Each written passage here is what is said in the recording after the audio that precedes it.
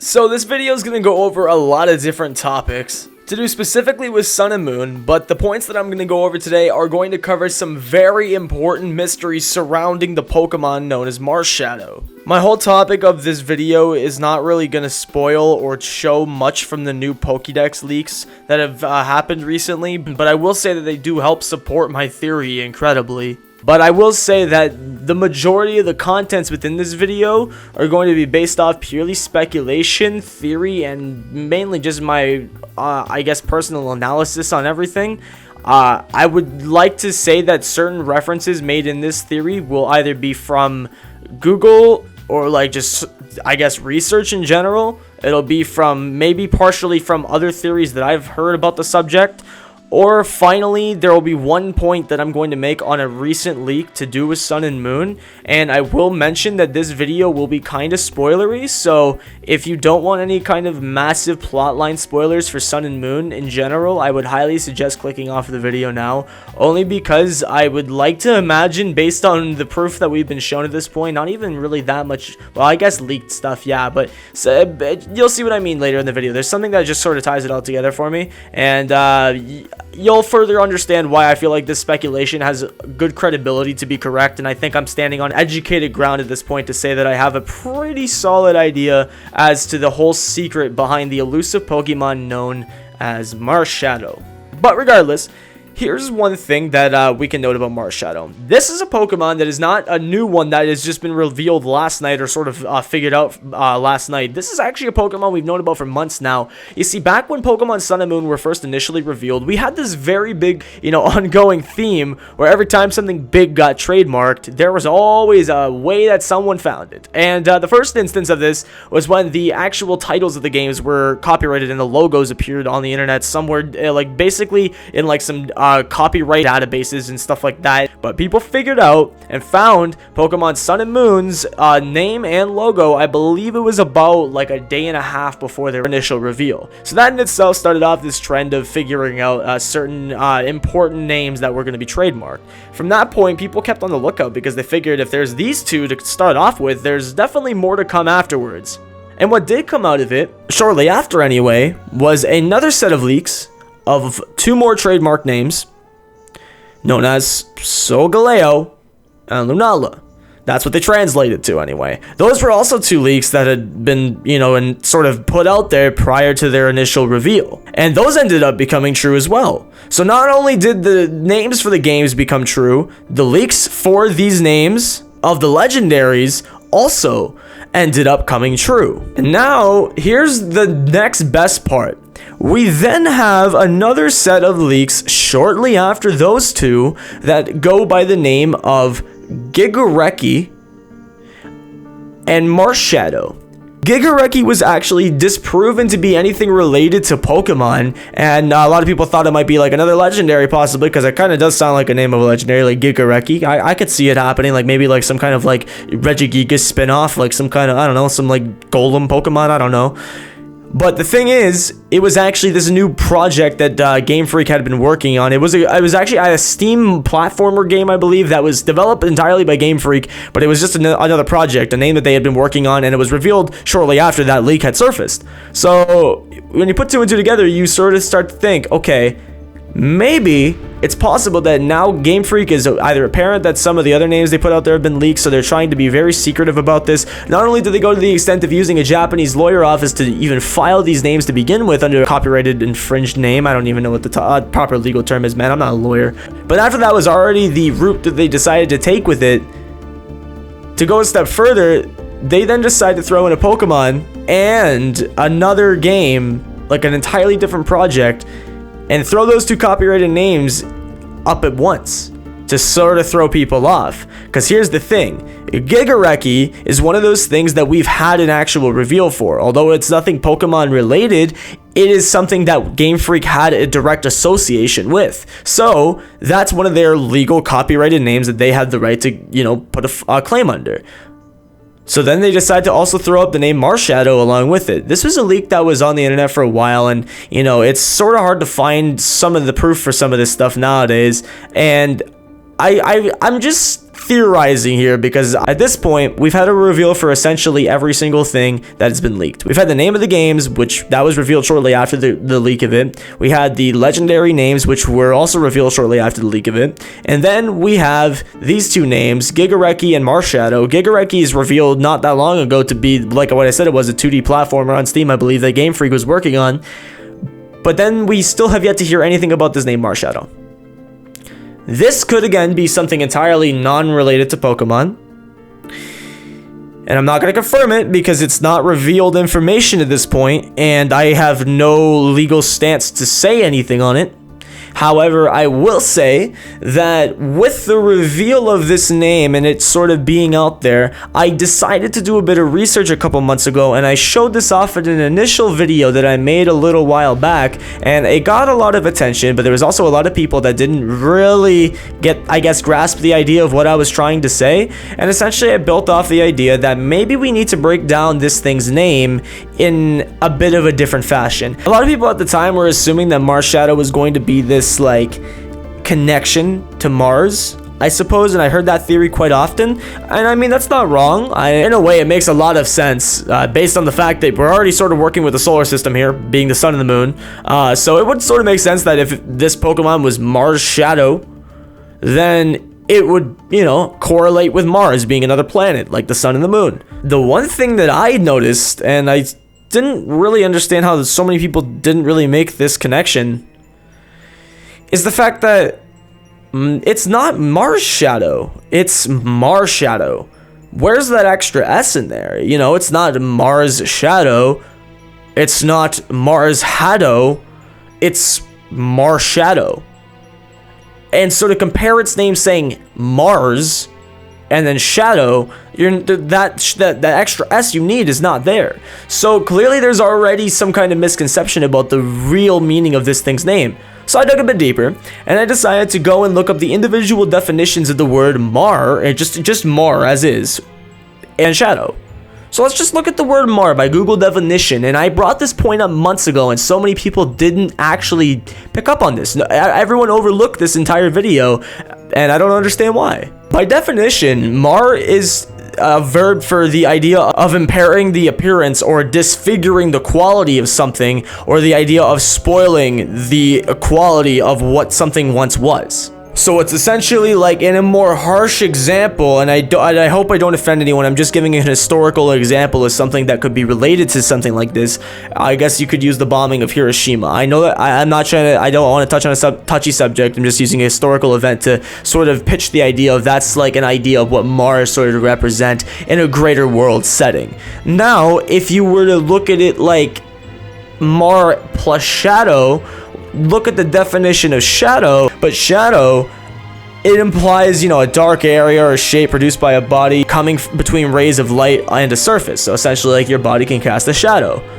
But then there's also another definition of it that goes under used in reference to proximity, ominous, oppressiveness, or sadness and gloom. When you put two and two together and you combine Mar plus shadow, you get the definition of what is a dark, ominous, oppressive figure that brings sadness and gloom to something by completely disfiguring and spoiling the quality of it. It's essentially gonna change the entire land. It's almost like the Great War of Kalos, you know? It's like it's prophesied that it'll happen again, in a way. And that's what I pitched the idea of. Because I'm not going to say it's revealed information, but I will say that Google is your friend, and I will say there was some apparent leaks about the entire Pokédex on Google because of the data mine information. Won't say anything's confirmed, but I will just say, if you want further information on specifically what I'm talking about here, possibly on Marshadow itself, if that thing even does exist, Google's your friend. I'm not going to be showing anything that could even relate to the idea of in-game footage, gameplay, pictures, anything. Not going to link off to it in the description. I am sorry, but that is up to you to find yourself. I don't really want to mess with copyright.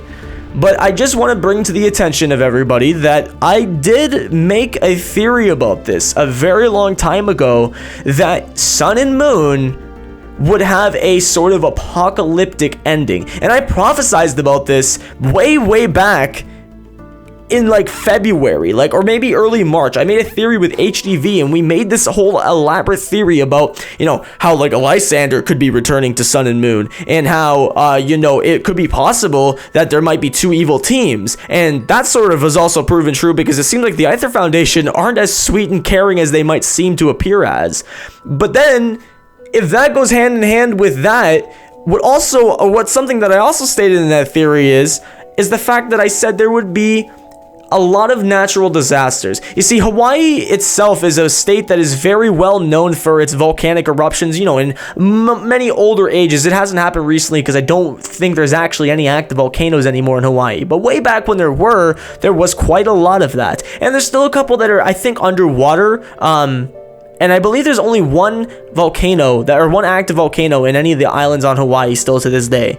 But nowadays, you know, you're not going to find much of that, hopefully, anymore. Hopefully there won't be like one that becomes active again in Hawaii. But in the terms of the lore in the games, now you have a complete full setting and like creative freedom to create an environment, to create a setting where you can completely destroy it in an instant, because this is based off of a place that is prone to natural disasters such as tsunamis, volcanic eruptions, and the occasional earthquake from here and there. And so it really makes you wonder if Marshadow, the name itself, breaks down to a dark, ominous, oppressive figure that brings sadness and gloom, which, may I add, sadness and gloom is like the exact opposite. The whole definition of Marshadow is the exact opposite of what the whole Alola region itself reflects, being the region of life and happiness and positivity and peace. So, in such a tranquil environment, if such a catastrophic event, such as, you know, basically the events of Ragnarok, because we know there's a lot of Norse mythos inspiration involved within the storyline of Pokemon recently, it's not all that impossible that this really is the end of times. This is the end of the gods. This right here, that the moment we're leading up to, it's all literally coming together. All of the greatest trainers, all of the greatest, most powerful Pokemon, like the god Pokemon, the legendaries, all of the most important characters we've come to know over the last 20 years of Pokemon, it's all going to come together in Sun and Moon. And I'm firmly believe we'll see many people, many characters, important figures, Pokemon, like such as legendaries, and any other important figures within the storyline that we've been introduced to over the last 20 years, we'll see some kind of reference to at least some of them, or all of them possibly. Maybe they could all be present in game, although I sort of doubt that for some circumstances, but we could have reference to quite a lot of the more important characters within this story arc of Pokemon. Not only that, but just imagine, you know, these Ultra Beasts. We don't really know too much about them, but we know that they're coming from some kind of otherworldly portal. We know that they're definitely not just Pokemon, and they're also not just human, because although some of them closely resemble character traits that are very similar to that of, let's say, Lusamine from the Aether Foundation for UBO2 Beauty. You know, you have UBO1 that, you know, presumably models Lily. But, you know, one thing I theorize about, and it sort of also makes sense, and you tell me if I'm one that's tripping here, but something that Hydros pointed out to me was the fact that UBO2 expansion, he looks really similar to Lysander in the fact that he has the same black gloves, these fingerless gloves. They look extremely similar. Not only the fact that they share that same trait with the fingerless gloves, but they also seem to share a really similar color scheme. Like very, very similar. Also, not to mention, one thing that's very important to note about Lysander is the fact that we last saw him in Pokemon X and Y 3 years ago. However, the last we saw of him, he presumably died, or in air quotes, died, in the rebound blast by the ultimate weapon. One thing you have to remember though, and this is a long time theory in the community, that the laser weapon, the ultimate weapon, the one that was used to win the war way back in the day 3,000 years ago, but it's also the same weapon that Lysander was going to try and use to wipe out everyone in existence. It's the same weapon that was going to be used to revive AZ's Floette, and successfully was, because it fed off the souls of dead Pokemon. It literally fed off the dead, so that their energy could be reborn again, and that new being would be immortal. Which also would kind of explain why AZ's Floette, in a funny way, has a different form than any of the other Floettes we've seen. In a less of a more noticeable fashion than the Ultra Beasts, but that could have been the first example, even before Ash Greninja, before anything, of Pokemon and human fusion, which is pretty interesting stuff to think about. But then also one more important thing to add on to that is that if this ultimate weapon grants basically the ability to be immortal and eternal life, you know, this juiced up mosquito look for what is possibly Lysander's Ultra Beast, if he's returning in this game, if he's like a Sun exclusive boss or character, and then Lusamine could be the same for Moon, possibly, who knows? What if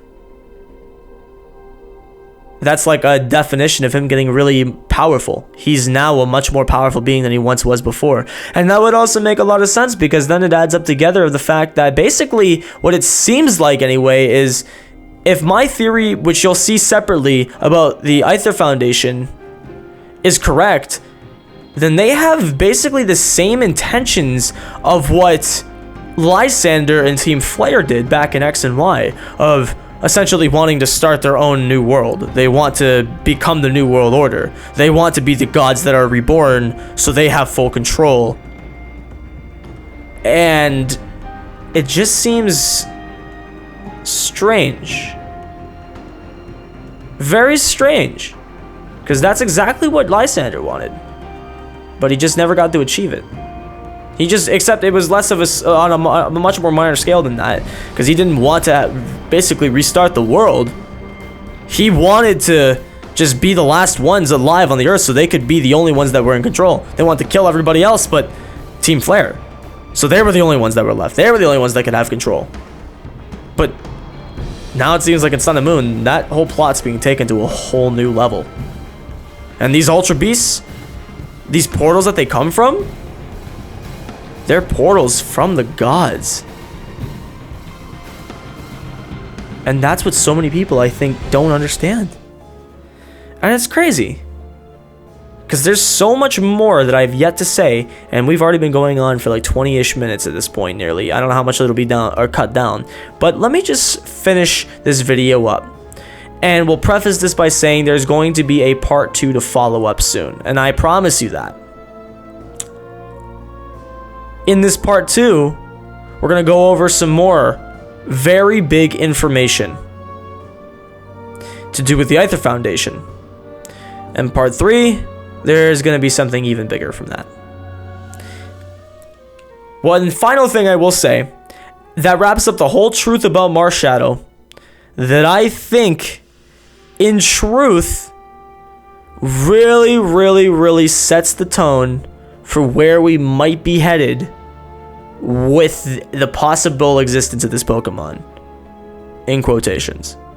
If this thing's name breaks down to a dark, ominous figure that brings sadness and gloom and destruction and despair to the world that it now inhabits, from wherever it may have come from, then tell me, what would you imagine would be, like, think of every movie, think of every video game that's ever had a really powerful boss introduced, possibly even the final boss, and the way that they're introduced is so epic and so destructive and crazy, like, you know, the whole environment will change in itself. If you could imagine in your mind what that might look like for a figure that is broken down under the definition of Marshadow, what would that look like? You know, probably if I took my best bet, the region would get really dark. Like an eclipse almost. Like the sun and the moon coming together. Or rather, going one in front of another. And so that would mean that everything would get really dark. And there would probably be a massive storm. A bunch of rain. Just, you know, volcanic eruptions probably. Tsunami. A horrible, horrible, horrible time for Alola. The worst thing that could happen. All evil is just unleashed into the region. From another world that is not theirs. You want to know the craziest part about that? Entire just summary that I gave you of that theory. And I will link all videos in the description for you to be able to go back and fact check it. Obviously, I didn't say everything word for word, but I was pretty dang spot on to what I just explained now, to what I've previously explained in other theory videos. You'll see them linked on screen and in the description to go back and check yourself. But I said most of this stuff like literally a month or two after the games came out. Most of this. At the end of the Sun and Moon demo, just take a look. Just take a look at what we got. A little glimpse of. A very quick glimpse of.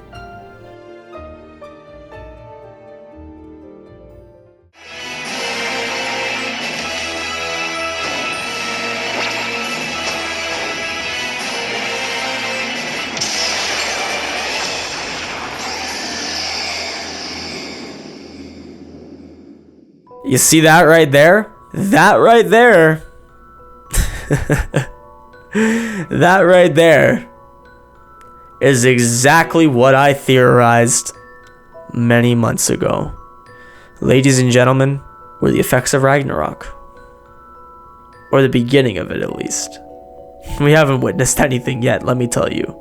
There is much more we have yet to witness.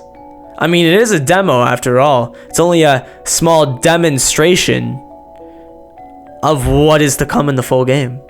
So they're obviously not going to show everything. But I got a good feeling. I got a good feeling that this is going to be the most in-depth and insane Pokemon game we've ever had the chance to play. And I can't wait to see this entire theory hopefully unravel to be true. I want to thank you guys very much for watching. If you did enjoy this video and you'd like to see others like this in the future, make sure to let me know with a thumbs up and a comment. I'd really appreciate that more than anything, because that thumbs up will help other people find this video and make it easier for those to sort of, I guess, find this in their recommendeds or in their sub boxes and all that stuff. And it'll essentially get this theory around to as many people as possible. And I'd really, really appreciate that because, you know, hopefully this will be something that many people will get the chance to see. Also, on that notion, if you would like to see any of our Sun and Moon full game coverage when it comes out, make sure to subscribe to the channel. We'll be doing a lot of live streams and a lot of other Sun and Moon related content on the channel that I'm sure you will not want to miss, especially because you'll be able to participate with us in quite a lot of it. With that said, I want to thank each and every one of you very, very much for watching this video, and I encourage you to check out part 2 when it's available very soon.